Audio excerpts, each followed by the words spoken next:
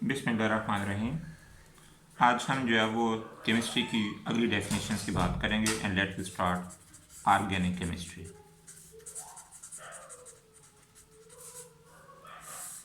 Organic chemistry जो है इसको हम बोलते हैं branch of chemistry which deals with the compounds of carbon and hydrogen. Chemistry की वो वाली ब्रांच जिसमें हम कार्बन और हाइड्रोजन जो है इसके कंपाउंड्स को स्टडी करते हैं। मैं आपसे सिंपल सी बात करता हूँ, carbon, hydrogen, hydrogen, hydrogen, hydrogen, वो वाले कंपाउंड जिसमें कार्बन और हाइड्रोजन होते हैं उनको हम बोलते हैं हाइड्रोकार्बन्स, कि ये हाइड्रोकार्बन्स हैं। इनिशियली जब हमने ऑर्गेनिक केमिस्ट्री की डेफिनेशन की तो हमने ये कहा sir compounds which contain carbon and hydrogen, वो कंपाउंड जिनके अंदर कार्बन और हाइड्रोजन होता है उसको हम बोलते हैं सर ये कंपाउंड जो है वो ऑर्गेनिक कंपाउंड्स होते हैं और इसकी स्टडी को हम बोलते हैं ऑर्गेनिक केमिस्ट्री। अब वो कंपाउंड जिनके अंदर कार्बन और हाइड्रोजन होता है हम उनको हाइड्रोकार्बन्स का नाम देते हैं। अब ये हमने कंसिडर कर दिया कि ये ऑर्गेनिक कंपाउंड है क्योंकि इसके अंदर कार्बन और हाइड्रोजन है। अगर मैं इसको थोड़ा सा चेंज करूं, दैट कार्बन, ये हाइड्रोजन, हाइड्रोजन, हाइड्रोजन, और मैं इसका एच को ख़त्म करके मैं कोई और कम एलिमेंट लगाता हूँ जैसे क्लोरीन, तो मैंने बेसिकली इस ऑर्गेनिक कंपाउंड को चेंज किया और इसका एक हाइड्रोजन जो उसको रिप्लेस कर दिया मैंने क्लोरीन से। अब ये हमारा ऑर्गेनिक कंपाउंड। अब ये वाला जो कंपाउंड जो मैंने ऑर्गेनिक कंपाउंड से ड्राइव किया, इसको कैसे ड्राइव किया, मैंने एक हाइड्रोजन को रिप्लेस कर दिया क्लोरीन से। हम इसको बोलेंगे sir this is called derivative of organic compound, कि ऑर्गेनिक कंपाउंड का डेरिवेटिव। अब इस कंपाउंड को हम बोलते हैं CH4, जिसको आप बोला करेंगे मीथेन, और ये मीथेन का डेरिवेटिव आ गया। अब हमने केमिस्ट्री की डेफिनेशन चेंज कर दी, हमने कहा था compounds which contain carbon and hydrogen and also their derivative, वो वाले कंपाउंड जिनके अंदर कार्बन और हाइड्रोजन होते हैं और जो जो इनसे ड्राइव होते हैं उन सब को हम बोलते हैं सर ये ऑर्गेनिक कंपाउंड्स हैं। और जिस केमिस्ट्री की ब्रांच में हम इन ऑर्गेनिक कंपाउंड को स्टडी करते हैं उसको बोलते हैं ऑर्गेनिक केमिस्ट्री। अब ये जब हम बुक पढ़ते हैं तो बुक में बड़ा डिफरेंट तरह लिखा है इसमें, ये कोवलेंट कंपाउंड्स हैं। यहाँ एक और नई डिस्कशन शुरू हो जाती है, कोवलेंट कंपाउंड्स क्या होते हैं। बेसिकली होता पता क्या है कि हमारे पास डिफरेंट तरह के कंपाउंड्स हैं। एक कंपाउंड्स हैं उनको हम बोलते हैं ये इनऑर्गेनिक कंपाउंड्स हैं। एक जैसे मैंने कहा कि ये ऑर्गेनिक कंपाउंड्स हैं। ऑर्गेनिक कंपाउंड जो हैं ये सारे के सारे जो हैं वो कोवलेंट कंपाउंड्स होते हैं। कोवलेंट कंपाउंड्स कैसे होते हैं, देखो बड़ी सादा सी बात है। आपसे मेरी बातें हुई हैं कि कुछ ऐसे एलिमेंट्स हैं जो रिएक्ट नहीं करते, that helium, neon, argon, krypton, xenon and radon, जिनको हम बोलते हैं नोबल गैसेज हैं। These are called noble gases, these are called rare gases, these are also called inert gases. अब ये रिएक्ट नहीं करते जी under normal condition of temperature and pressure है। अब इनको बोलते हैं ये नोबल गैसेज हैं, अनर्ट गैसेज हैं, रेयर गैसेज भी इसका नाम बोल लेते हैं। अब ये एलिमेंट्स स्टेबल हैं। बाकी सारे एलिमेंट्स जो आप पीरियोडिक टेबल में देखते हैं, हाइड्रोजन, लिथियम, सोडियम, पोटाशियम, जो आपने पूरा पीरियोडिक टेबल आपके सामने है, ये एलिमेंट्स जो हैं वो भी स्टेबल होना चाहते हैं। अब मैं आपसे सादा सी बात करता हूँ, दैट मेरे पास सोडियम, एटॉमिक नंबर इसका 11। एटॉमिक नंबर मैंने आपसे कहा था नंबर ऑफ प्रोटॉन, और जितने प्रोटॉन होते हैं उतने इलेक्ट्रॉन होते हैं। सो इसके पहले शेल में 2 इलेक्ट्रॉन, फिर 8 और फिर 1। ये जो आपका नोबल गैस है इसमें हीलियम जो है इसके वैलेंस शेल में 2 इलेक्ट्रॉन है और बाकी सब एलिमेंट्स के वैलेंस शेल में 8 इलेक्ट्रॉन्स हैं। हम कहते हैं ये स्टेबल होते हैं। स्टेबल इसलिए होते हैं कि ये जो है वो इसका जो वैलेंस शेल उसमें 2 इलेक्ट्रॉन और ये ड्यूप्लेट है, ये सब एलिमेंट्स हैं इनके वैलेंस शेल में 8 इलेक्ट्रॉन है और ये ऑक्टेट इनको बोलते हैं ऑक्टेट, और ये स्टेबल है। अब सोडियम भी स्टेबल होना चाहता है। सोडियम भी चाहता है कि यार मैं भी अपने आखिरी शेल में 8 इलेक्ट्रॉन पूरे कर लूँ। अब 8 इलेक्ट्रॉन पूरे करने के लिए क्या करते हैं, ये 1 इलेक्ट्रॉन का लॉस करेगा। जैसे 1 इलेक्ट्रॉन का लॉस करेगा ना तो ये बनेगा Na+1, we have a 2 8 with the loss of 1 electron. अब ये ऑक्टेट हुआ लेकिन साथ ये +1 चार्ज का मतलब ये आ गया कि इसने 1 इलेक्ट्रॉन का लॉस हुआ है और ये सोडियम आयन बन गया जो कि पॉजिटिव आयन।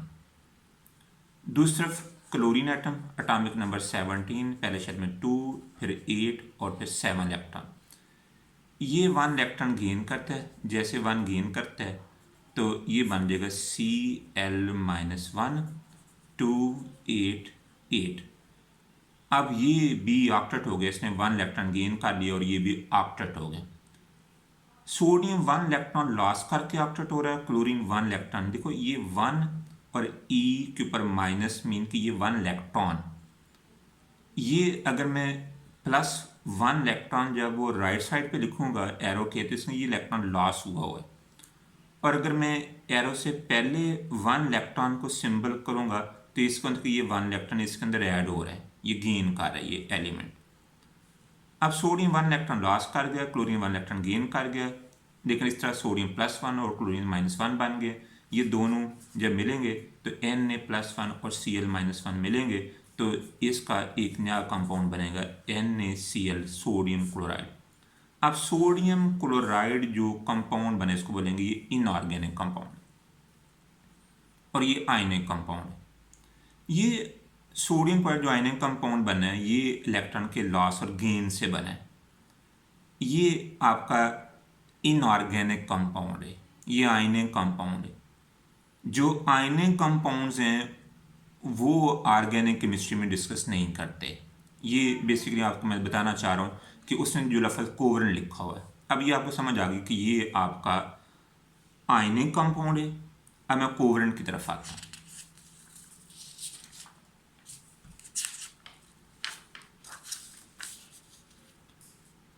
अब जो कोवलेंट कंपाउंड है वो डिफरेंट तरह का है। मसलन आपसे मैं ये कहता हूँ कि लेट मेरे पास जी क्लोरीन एटॉमिक नंबर 17, पहले शेल में 2, फिर 8 और 7। ये आपसे मेरी बात हो चुकी है पहले भी कि 17 atomic number mean number of proton, और proton are equal to the number of electron. Atom का सेंट्रल पार्ट जो है वो न्यूक्लियस होता है, न्यूक्लियस में प्रोटॉन होते हैं और न्यूट्रॉन होते हैं। इसके बाहर सर्कुलर पाथ्स हैं जहाँ इलेक्ट्रॉन रिवॉल्व कर रहे होते हैं, और इन सर्कुलर पाथ्स को आप बोलते हैं सर ये शेल्स हैं, या इनको बोलते हैं आप ऑर्बिट्स, या इनको बोलते हैं energy levels where electrons are revolving. पहले शेल में मैक्सिमम 2 इलेक्ट्रॉन रिवॉल्व करते हैं, दूसरे में मैक्सिमम 8 करते हैं, और तीसरे में 18 कर सकते हैं। लेकिन मेरे पास टोटल 17 है, पहले में 2 आ गए, फिर 8 आ गए और फिर 7 आ गए। एक और क्लोरीन एटम लेता हूँ जी, एटॉमिक नंबर 17, पहले शेल में 2, फिर 8 और 7। अब ये दोनों चाहते हैं कि हम ऑक्टेट हो जाएं। इस क्लोरीन को सब में जब इस क्लोरीन के रिएक्शन को आता हूँ तो ये भी 1 इलेक्ट्रॉन गेन करना चाह रहा है, ये भी 1 गेन करना चाह रहा है। ये कोई भी इलेक्ट्रॉन लॉस और गेन नहीं करेगा। ये क्या करेंगे दैट बड़े आराम से इसको हम एक्सप्लेन करते हैं। ये हमारा क्लोरीन का न्यूक्लियस, मैं जो इनर शेल नहीं लिखूंगा, मैं वैलेंस शेल के इलेक्ट्रॉन को शो करूंगा। ये मेरे वैलेंस शेल के इलेक्ट्रॉन है, वैलेंस शेल जो मेरा तीसरा शेल है। 1 2 3 4 5 6 और ये 7। दूसरा क्लोरीन एटम वो लिखता हूँ मैं, ये उसका शेल दूसरे का, ये उसका न्यूक्लियस आ गया क्लोरीन का। इसमें कितने इलेक्ट्रॉन 7 2 4 6 और ये 7। आप ऐसा भी कर सकते हैं कि आप इसके इलेक्ट्रॉन को डॉट से दूसरे को क्रॉस से शो कर सकते हैं। ठीक है, जैसे मैं ये कहूँ जी क्रॉस, ऐसे क्रॉस से शो कर सकते हैं, लेकिन आपकी मर्जी, आप डॉट शो करें या क्रॉस शो करें। अब देखो ये जो है वो जो इलेक्ट्रॉन है, अब ये 2 इलेक्ट्रॉन इसके शेल में भी कंसिडर होंगे, जैसे 2 4 6 8 2 4 6 8। ये भी ऑक्टेट हो गए, ये भी ऑक्टेट हो गए। अब ये जब आप इस तरह ऑक्टेट हुए हैं तो मैं बोलूँगा सर बेसिकली दोनों ने एक इलेक्ट्रॉन इस एटम का और एक इलेक्ट्रॉन इस एटम का, ये इनकी शेयरिंग हुई है, ये एक इलेक्ट्रॉन शेयर हुए। पर शेयर जो है शेयर्ड पेयर बन गया, इधर एक ये इलेक्ट्रॉन एक ये। अब मैं इसको ऐसे भी लिख सकता हूँ, क्लोरीन 2 4 6 और 7, दूसरा क्लोरीन 1 2 3 4 5 6 और ये 7, ये शेयरिंग होगी। अब इसके शेल में कितने इलेक्ट्रॉन हो गए 2 4 6 8 2 4 6 8, ये भी ऑक्टेट हो गए, ये भी है।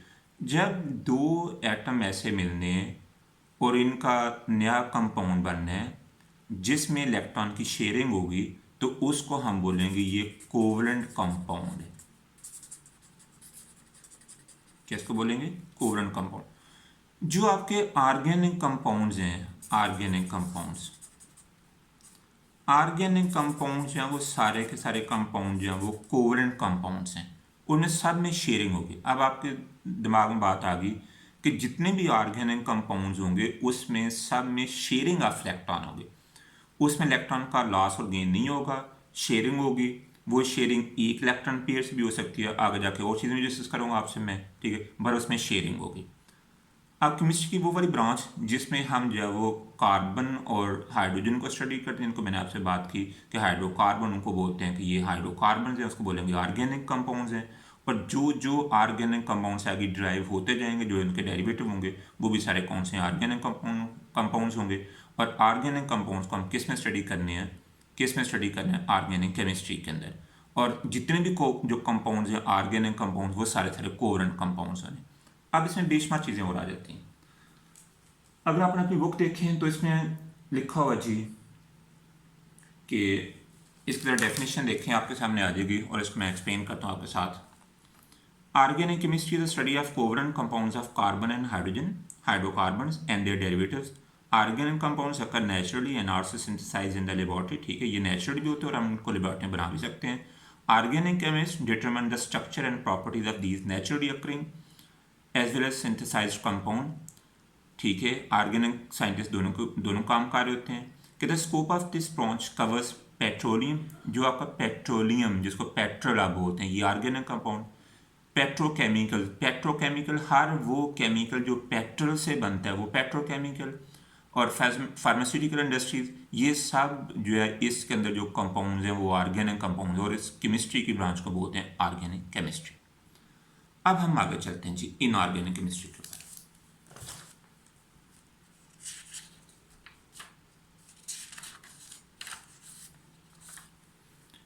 देखें, इनऑर्गेनिक केमिस्ट्री अभी बड़ी सिंपल सी बात रहेगी कि इनऑर्गेनिक केमिस्ट्री क्या है। इनऑर्गेनिक केमिस्ट्री में हमने हाइड्रोकार्बन्स को स्टडी नहीं करना है, जैसे carbon, hydrogen, hydrogen, hydrogen, hydrogen, इनको स्टडी नहीं करना। अब क्या सर हाइड्रोजन को भी स्टडी नहीं करना? नहीं, देखो, carbon is essential element. Carbon जो है वो एसेंशियल एलिमेंट है। हमने कार्बन के अलावा जितने भी एलिमेंट्स पीरियोडिक टेबल में हैं, जैसे आप देखते हैं सोडियम है, पोटाशियम है, आयरन है, कॉपर है, सिल्वर है, बेशुमार एलिमेंट, जो सारे एलिमेंट्स हैं एक्सेप्ट कार्बन। कार्बन के अलावा कार्बन नहीं होना चाहिए। ठीक है, हम इन सब को स्टडी करते हैं इनऑर्गेनिक केमिस्ट्री के अंदर। मेरी बात फॉलो करें, यानी हाइड्रोकार्बन्स को स्टडी नहीं करना। क्या सर हाइड्रोजन को स्टडी नहीं? हाइड्रोजन को स्टडी करना है, लेकिन जब कार्बन और हाइड्रोजन इकट्ठे आ जाएंगे, हाइड्रोकार्बन की फॉर्म आएंगे, फिर स्टडी नहीं करेंगे, फिर ऑर्गेनिक कंपाउंड आ जाएगा। ठीक है, कार्बन एसेंशियल एलिमेंट है। ठीक है, कार्बन को और कार्बन की जो डेरिवेटिव्स हैं इनको स्टडी हम नहीं करें। कार्बन के अलावा बाकी सारे एलिमेंट्स हैं उन सबको हम स्टडी करें इनऑर्गेनिक केमिस्ट्री के अंदर। अब ये सारे सारे मेरे पास जो एलिमेंट्स हैं इन सब को जो है वो, इन एलिमेंट्स को, इनके कंपाउंड्स को, जैसे आप बोलें जैसे सोडियम क्लोराइड, ठीक है, जैसे बोलें सिलिकॉन डाइऑक्साइड, इसको जो सैंड, जिसको हम सैंड बोलते हैं, रेत बोलते हैं, ठीक है, वी हैव H2O वाटर। ठीक है, ये सारे जो कौन से कंपाउंड्स हैं, ये इनऑर्गेनिक कंपाउंड्स है। और इन कंपाउंड्स को किस में स्टडी करना है? Inorganic chemistry. अब ये बात बड़ी सिंपल सी है, इसके ऊपर ज़्यादा हम टाइम नहीं लेंगे। Let inorganic chemistry. Inorganic chemistry deals with the study of, जब मैं इसको रीड करूं तो आप अपनी बुक से इसको रीड किया करें ताकि आपको समझ आ जाए। Inorganic chemistry deals with the study of the elements and their compounds except those of compounds of carbon and hydrogen. Hydrocarbon ये नहीं होने चाहिए, एंड देयर डेरिवेटिव, इनके डेरिवेटिव भी नहीं होने चाहिए। It has application in every aspect of chemical industry such as glass. जो कि ग्लास जो है वो रेत से बनता है, सिलिकॉन डाइऑक्साइड से, कुछ और भी इसमें कंपाउंड होते हैं लेकिन मेजर ये। सेमेंट जो है ये भी जो है वो इनऑर्गेनिक कंपाउंड, जिसमें रेत आ जाती है, जिसमें बेशुमार और कंपाउंड्स आ जाते हैं जिनको हम आगे जाकर पढ़ाऊंगा आपको। सिरामिक्स, ठीक है, ये जो वाश बेसन, टाइल्स, इस तरह की बनी चीज़ें। मेटलर्जी, मेटलर्जी मीन होता है extraction of a metal, metal को एक्सट्रैक्ट करना उसके कंपाउंड से, उसकी ओर से। अब ये नहीं कि मतलब आप जो है वो आयरन है, तो आयरन ज़मीन के अंदर जो है ये नहीं कि बड़ा वो खूबसूरत बड़ा सिंपल सा सादा सा पीस पड़ा हुआ है तो आप उसको बाहर ले आएंगे, नहीं। आपने जो है वो मेटलर्जी का मतलब आता है कि आपने एलिमेंट्स को जो है वो उसको ज़मीन से एक्सट्रैक्ट करना, उसके कंपाउंड से एक्सट्रैक्ट करना। सो इन सब को हम किस में स्टडी करते हैं? इनऑर्गेनिक केमिस्ट्री में। ये हमारी सिर्फ 2 ब्रांचेज में आज डिस्कस कर रहा हूँ। आपकी जो है वो ये मैं भी अपलोड कर दूँगा इसको, ठीक है। आपकी राय का मुझे इंतज़ार होगा, ठीक है। मैं कोशिश कर रहा हूँ कि इसको जो है बेहतर से बेहतर लेकर चलूँ आपके साथ। बहुत शुक्रिया आपका, थैंक यू।